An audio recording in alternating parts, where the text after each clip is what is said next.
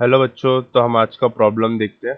तो आज के प्रॉब्लम में हमें क्या बोला, हमें डिफरेंशिएट करना है इंटरफेरेंस को और डायफ्रैक्शन ऑफ लाइट को। तो हम बेसिकली यहाँ पर की पॉइंट्स लिखेंगे जो कि दोनों को एकदम अलग अलग लिखता है। हमें इंटरफेरेंस और डायफ्रैक्शन के बीच में डिफरेंस लिखना है, तो हमें बहुत सारे पॉइंट मिलेंगे।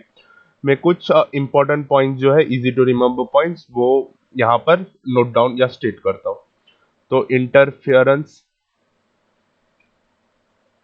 और यहाँ पर हम डायफ्रैक्शन ले लेते हैं। तो पहला मेजर डिफरेंस तो है, interference occurs due to the superposition of two waves. Superposition of waves, interference किसकी वजह से होता है? Due to superposition of waves. अगर वहीं हम डायफ्रैक्शन की बात करें तो it is caused due to the bending of waves.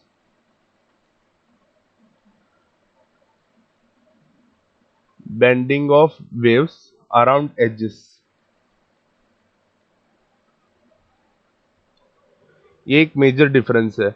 यहाँ पर आपने इंटरफेरेंस में हमेशा यंग्स का डबल स्लिट एक्सपेरिमेंट देखा था।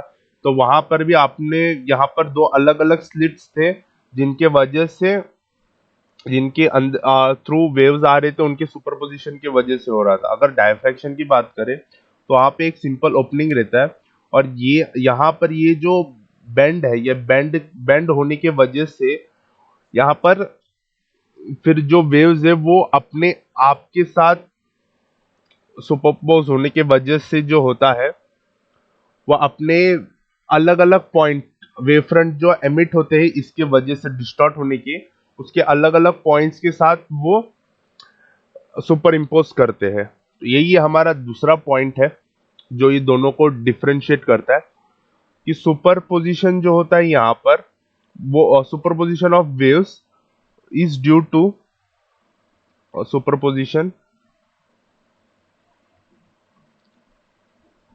Superposition is from two different, from two coherent source.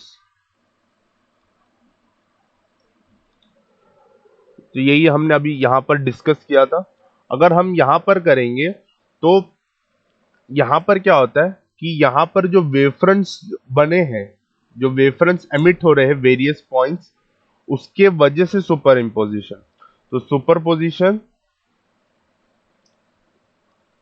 Superposition of wavefronts emitted from various point, emitted from various point। Clear है? और एक सबसे बड़ा डिफरेंस हो गया कि फ्रिंज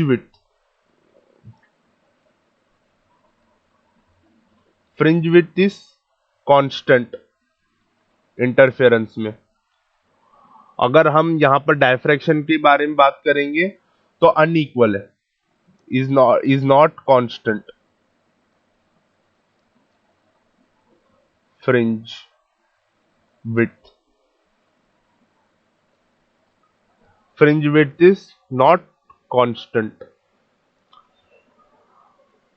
अगर हम इंटेंसिटी के बारे में बात करेंगे, intensity of bright fringes is constant. बल्कि डायफ्रैक्शन में intensity of bright fringes decreases rapidly, बहुत जल्दी से इंटेंसिटी ड्रॉप हो जाता है डायफ्रैक्शन में।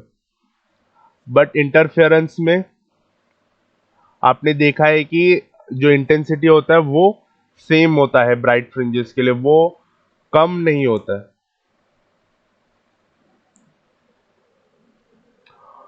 और हम एक और, बाई ऑब्जर्विंग, अगर आपने कभी इंटरफेरेंस और डायफ्रैक्शन को आपने परफॉर्म करके देखा है होगा, तो आपने ये जरूर देखा होगा कि इंटरफेरेंस में जो होता है वहां पर लार्ज नंबर ऑफ फ्रिंजेस मिलेंगे, लार्ज नंबर ऑफ फ्रिंजेस